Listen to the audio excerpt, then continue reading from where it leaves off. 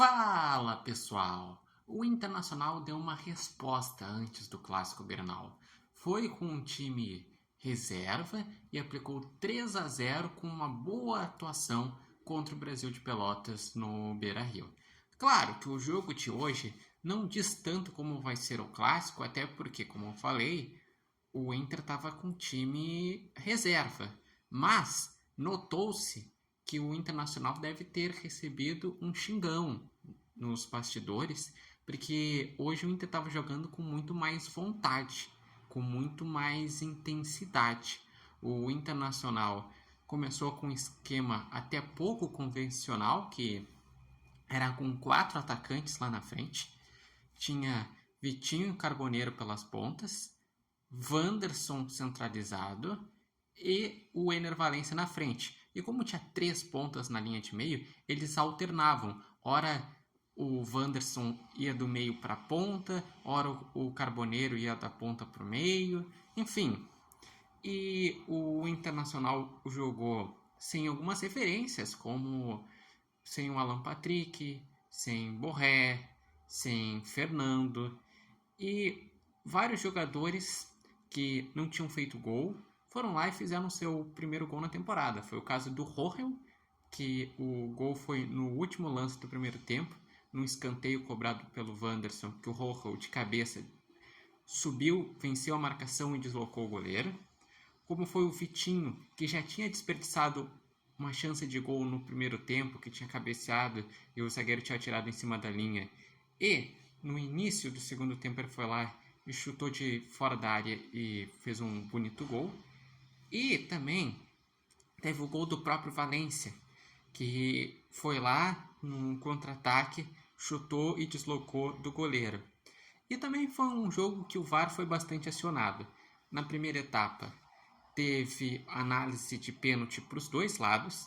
Primeiro do Brasil de Pelotas num puxão dentro da área, depois do Inter num puxão também dentro da área. Segundo o critério do juiz, nenhum dos dois foi pênalti.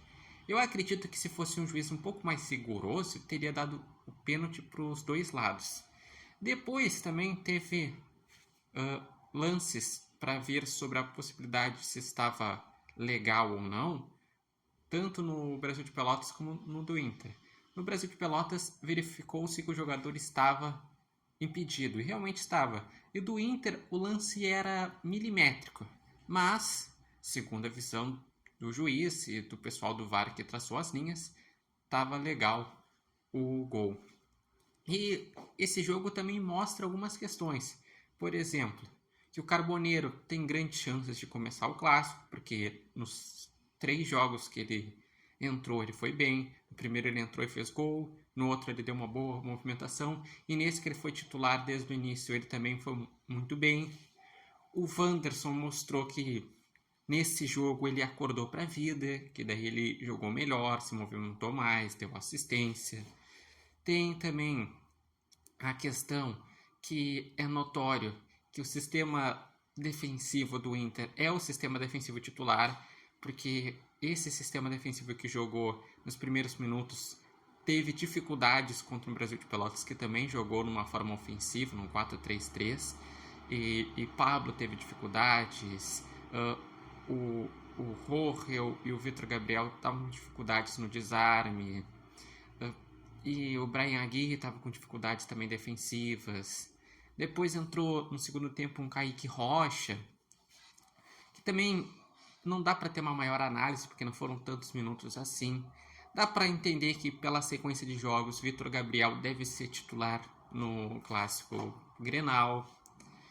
Enfim, o Inter só tinha um jogador que estava pendurado e que não tomou cartão, que foi o Bruno Henrique.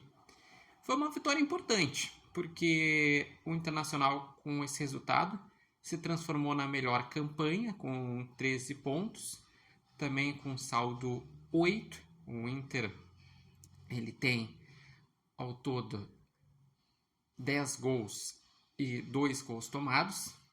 O Internacional, no momento, ultrapassou o Grêmio em relação à melhor campanha, porque o Grêmio no jogo contra o Juventude perdeu, então o Inter é o melhor primeiro, com 13 pontos, o Juventude é o segundo melhor primeiro com 12 e o Grêmio é o terceiro melhor primeiro com 10 pontos. E é importante conseguir essa vantagem antes de um clássico Grenal na Arena, porque jogar fora de casa, clássico, sempre é muito difícil. Mas foi importante que o Inter teve postura e vamos ver se essa semana de treinos vai resultar numa partida mais competitiva do Internacional no clássico Grenal. Porque até antes desse jogo, o favorito, o grande favorito do clássico era o Grêmio, pela sequência de atuações e pelo que o Inter não jogou.